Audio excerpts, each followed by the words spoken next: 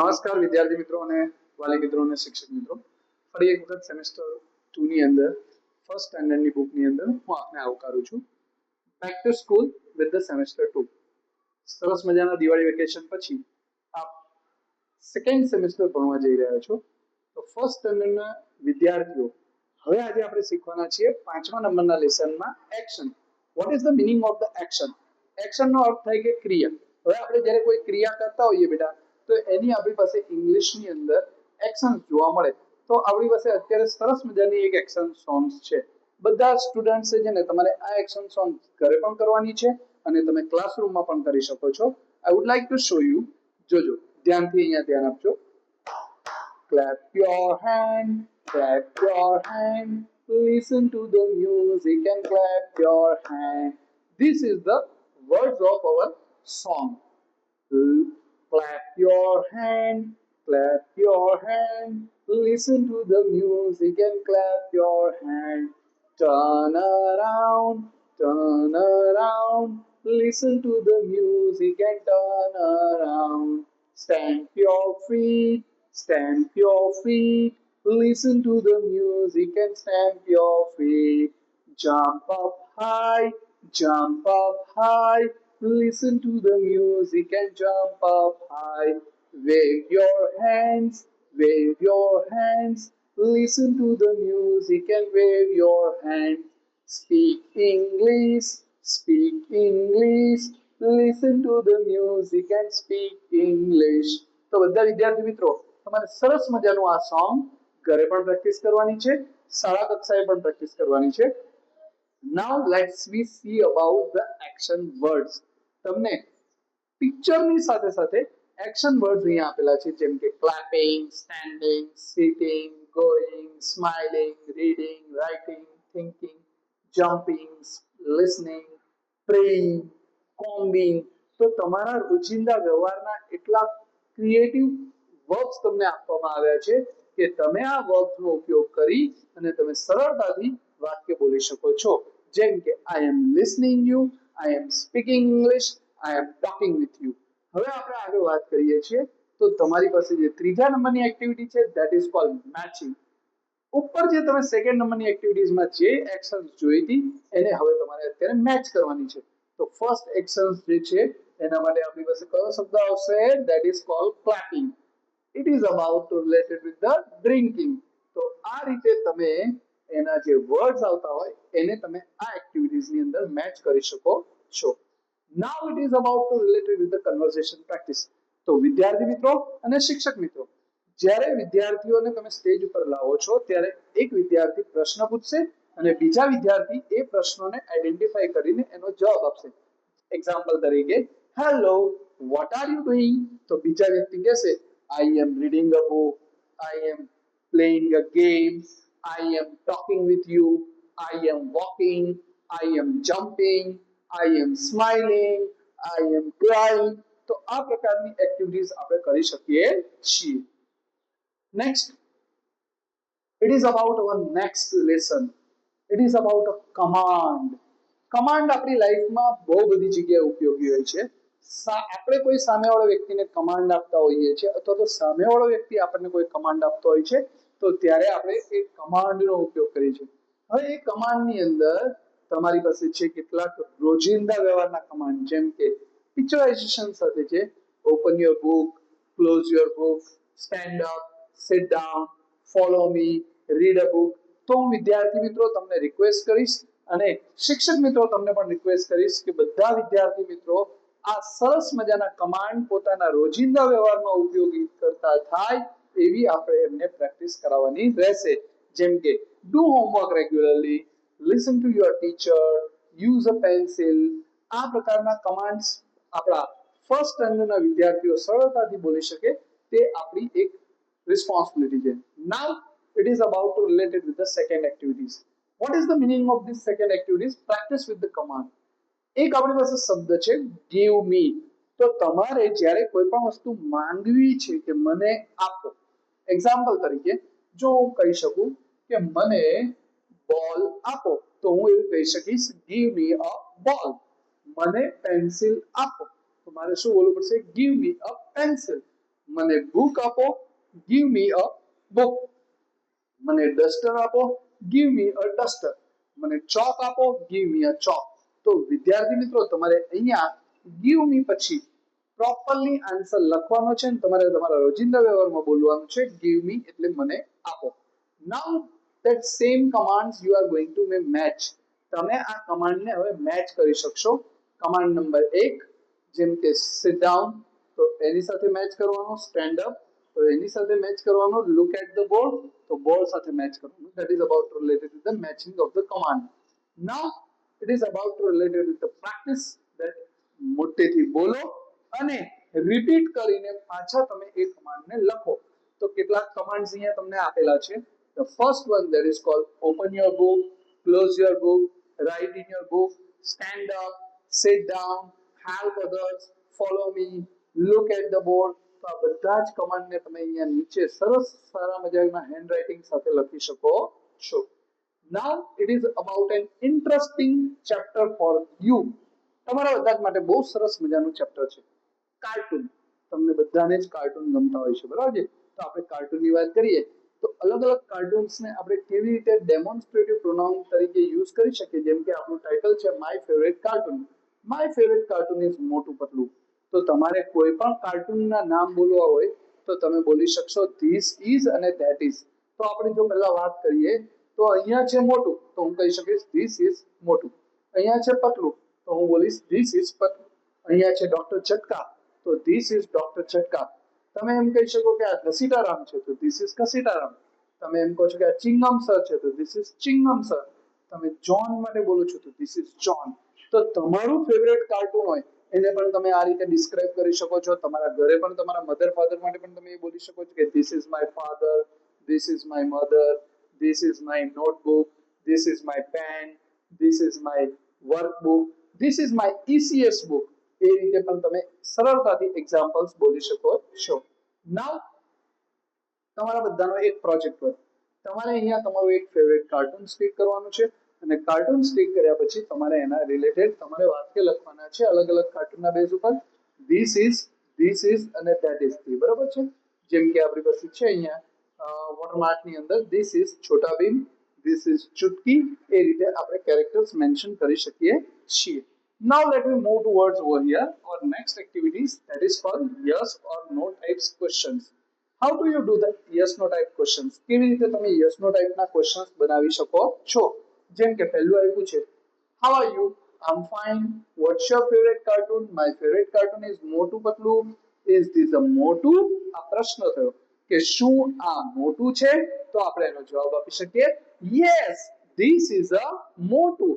Is this a પતલું? અને જો પતલું નથી તો આપણે જવાબ આપશું no, this is not પતલું. તો આ રીતે તમે સરળતાથી વાક્યના આન્સર્સ ક્વેશ્ચન અને આન્સર્સ આપી શકો છો. Now it is about to related with the fourth activities that is called presentations activities. In these activities you can say that hello, good morning, good afternoon to one and all. My name is Ashish and today I am going to tell you or today I will tell you about my favorite cartoon. It is Motu, this is Motu, it is a Patlu, this is a Patlu. આ રીતે તમે બધા કેરેક્ટર્સને સરળતાથી presentations ફોર્મમાં રજૂ કરી શકો છો. Now it is about to related with the vocabulary. જેવી રીતે આપણે ફર્સ્ટ સેમેસ્ટરની અંદર શબ્દો શીખ્યા હતા તેવી જ રીતે આપણે સેકન્ડ સેમેસ્ટરની અંદર પણ આજે શબ્દો અને શબ્દોની સાથે સાથે એના વાક્ય પણ આપણે આજે શીખવાના છીએ. તો first one that's V call it vocabulary with the revision. So first one it is about to related with the relations and clothes. તો પહેલામાં પહેલું relations એટલે કે દાદાને આપણે કહી શકીએ grandfather, grandmother, father, mother, uncle, aunt, son, daughter, brother, sister. તો વિદ્યાર્થી મિત્રો તમને આ બધાના સ્પેલિંગ પણ લખતા આવડવા જોઈએ અને એના રિલેશન્સની સાથે સાથે તમે તમારા ફેમિલી મેમ્બર્સ કોણ છે કે my grandfather name is, my grandmother name is, my father name is. આવી રીતેના વાક્યની પણ તમે પ્રેક્ટિસ કરી શકો છો. સાથે સાથે જે ક્લોથિંગ આપણે અત્યારે કયા પ્રકારના ક્લોથ્સ પહેરતા હોઈએ જેમ કે આપણે શર્ટ પહેર્યો છે તો this is my shirt, its colour is a red and grey, its colour is a blue. તો આ રીતે આપણે મેન્શન કરી શકીએ છીએ this is pant, this is jeans, this is a tie, તો આ રીતે તમે અલગ અલગ ક્લોથિંગના શબ્દોને જોઈ અને એના કલર કોસ્ટ્યુમ પ્રમાણે તમે મેન્શન કરી શકો છો. Now, second activities it is about related with the days and month. તમારી પાસે મંથ અને ડેઝ ના નામના સ્પેલિંગમાં જો મિસ્ટેક થતી હોય તો that you have to find out it. તમે સરળતાથી એને લખી શકો છો. સોમવાર, મંગળવાર, બુધવાર, ગુરુવાર, શુક્રવાર, શનિવાર, રવિવાર. That's called Monday, Tuesday, Wednesday, Thursday, Friday, Saturday, Sunday. Now, તમે સ્પેલિંગની સાથે સાથે એક એ એક્ટિવિટીઝ દરમિયાનમાં કઈ પ્રવૃત્તિ કરો છો એ પણ તમે મેન્શન કરી શકો છો. Even you can also share about your birthday month. કે what is your birthday month? તમારો બર્થડે મંથ કયો છે ને તમારા બર્થડે મંથનો સ્પેલિંગ શું છે એ પણ તમે આના થકી મેન્શન કરી શકો છો. Third activities it is about related with the how many. How many નો મતલબ થશે કેટલા. કેટલા વસ્તુઓ છે એવું જ્યારે આપણે કોઈને પ્રશ્ન પૂછવો હોય ત્યારે આપણે હાઉ મેની થી પ્રશ્ન પૂછી શકીએ. જેમ કે કેટલી બેગ છે, હાઉ મેની બેગ્સ. કેટલી કાર છે, હાઉ મેની કાર્સ. કેટલી બોલ્સ છે, હાઉ મેની બોલ્સ. કેટલી પેન્સિલ્સ છે, હાઉ મેની પેન્સિલ્સ. કેટલી બસીસ છે, હાઉ મેની બસીસ. કેટલા ડસ્ટર્સ છે, હાઉ મેની ડસ્ટર્સ. તો એના આન્સર્સ તમારે કાઉન્ટ કરીને નીચે લખવાના છે. Same one, it is about related with the conversation practice. Hello, what's your name? My name is Rahi. Oh, very nice. What's your name? My name is Rivan. Nice name, Rivan. Thanks. Tell me. તો તમે આ જે કન્વર્સેશન્સ છે એ કન્વર્સેશન્સ બે વિદ્યાર્થીઓ, એક વિદ્યાર્થી number 1 અને વિદ્યાર્થી નંબર 2 સામે આવીને એકબીજા સાથે આ કન્વર્સેશન પ્રેક્ટિકલી કરી શકશો. અને શિક્ષક મિત્રો તમે એને સપોર્ટ કરશો કે જેથી બાળકો સરસ મજાનું ઇંગ્લિશ બોલતા થાય. Now it is about to related with the worksheet with revision. આપણે જે સેકન્ડ સેમેસ્ટર આખું શીખ્યા છીએ એની જ વર્કશીટ વિથ રિવિઝન છે કે first one look and write what are they doing. તો અહીંયા આપેલા પિક્ચર્સમાં અલગ અલગ વ્યક્તિના નામ આપેલા છે, અલગ અલગ બાળકોના નામ આપેલા છે. એ લોકો કઈ પ્રવૃત્તિ કરી રહ્યા છે એ તમારે અહીંયા મેન્શન કરવાની છે અને વિદ્યાર્થીઓ તમે એને સરળતાથી બોલશો અને સાથે સાથે લખવાની પણ પ્રેક્ટિસ કરશો. નાઉ કમાન્ડ લિસ્ટ જે આગળ આપેલું હતું એ જ, બટ શાળા કક્ષાએ તમે કયા કયા કમાન્ડ્સનો યુઝ રોજિંદા વ્યવહારમાં કરી શકો છો. જેમ કે hands back, fold your hands, read your book, write properly, do your homework, speak loudly, speak slowly, stand in a line, sit properly. તો આ પ્રકારના કમાન્ડ્સ પણ આપણે આપણા રોજિંદા વ્યવહારમાં ઉપયોગ કરો અને શાળા કક્ષાએ પણ તમે એનો ઉપયોગ કરો. Now in this third activity you can also mention about what is your favorite. My favorite color, my favorite cartoon, my favorite animal, my favorite food, my favorite day. એ પણ તમે મેન્શન કરી શકો છો. તમારા ફેમિલી માટે પણ favourite કે what's your father's favorite.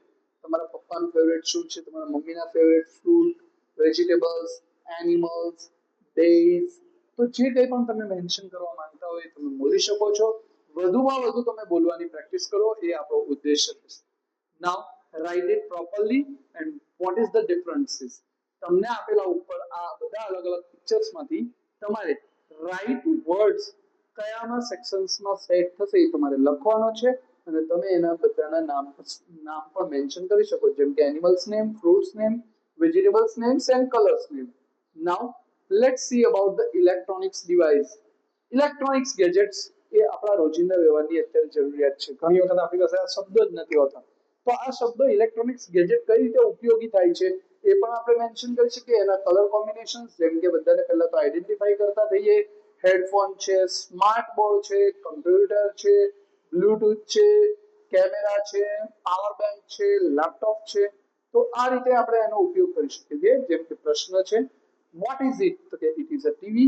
Is it a speaker? તો yes it is, no it is not. તો આ રીતે તમે જેવી રીતે આપણે it is નો ઉપયોગ કર્યો તો એના બેઝ ઉપર પ્રેક્ટિસ કરી શકો છો. Now this is a project work with the presentations. તમારો ફેવરેટ ઇલેક્ટ્રોનિક્સ ગેજેટ, જેમ કે મેં અત્યારે તમને એક ઇમેજ આપેલી છે મોબાઈલ ફોનની અને એની માહિતી પણ તમને આપેલી છે. એવી જ રીતે તમારે તમારું ફેવરેટ ગેજેટ એક સ્ટીક કરવાનું છે અને એના સંદર્ભમાં તમારે અહીંયા લખીને પ્રયત્ન કરીને બોલવાનું રહેશે. શિક્ષક મિત્રો પણ તમે એમને બધા વિદ્યાર્થીઓને સપોર્ટ કરશો. Now at the days and month we will also provide for the part of the practice. Another question how many થી છે એ પણ રિવિઝન બેઝ એક્ટિવિટીઝ છે. વિદ્યાર્થી મિત્રો તમને લાસ્ટમાં પ્રેક્ટિસ વર્ક માટે લગભગ 1 થી 2 પેજનો સમય આપેલો છે.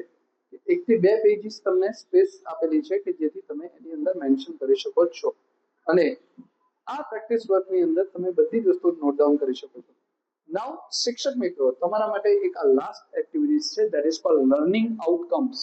વિદ્યાર્થીઓમાં કેટલું આઉટકમ્સ મળ્યું છે વર્ષના અંતે એ સેમેસ્ટર 1 અને સેમેસ્ટર 2 બંનેમાં તમારે એને આઈડેન્ટિફાઈ કરવાનું છે અને તમારે દરેકે દરેક સ્ટુડન્ટ્સનું આ રીતેની રિમાર્કેબલ પ્રોસેસ કરવાની છે કે જેથી આપણે વિદ્યાર્થીઓનું લર્નિંગ આઉટકમ જાણી શકીએ કે વિદ્યાર્થીનો પ્રોગ્રેસિવ રિપોર્ટ કેટલો છે.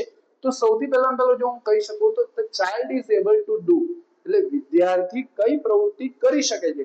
તો એના કેટલાક મેં અહીંયા આપને પોઈન્ટ આપ્યા છે કે ઇન્ટરેસ્ટ ઇન સ્પીકિંગ ઇંગ્લિશ કે અંગ્રેજીમાં એ ઇન્ટરેસ્ટ બોલવામાં લે છે. તો જો એ મોટિવેટ કરો આગળ વધે છે તો તમે હંમેશા વધતો હોય તો તમે ઓલવેઝમાં ટીક કરશો. જો ક્યારેક ક્યારેક વધશો તો સમટાઇમ્સમાં ટીક કરશો અને જો ભાગ્યે જ કોઈ જગ્યાએ પાર્ટિસિપેશન કરતો હોય તો રેરલીમાં.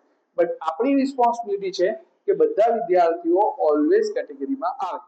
તો સેમેસ્ટર 1 અને સેમેસ્ટર 2 બંનેનું અસેસમેન્ટ આપણે ખૂબ સરસ રીતે કરવું અને લાસ્ટમાં જ્યારે બુકના અંતમાં તમને જે આ સર્ટિફિકેટ પ્રોવાઈડ કરવામાં આવ્યું છે એ વિદ્યાર્થીઓને એમના નામ, સ્ટાન્ડર્ડ અને શાળાના નામ સાથે લખી અને વ્યવસ્થિત રીતે સર્ટિફિકેટ પ્રોવાઈડ કરવું.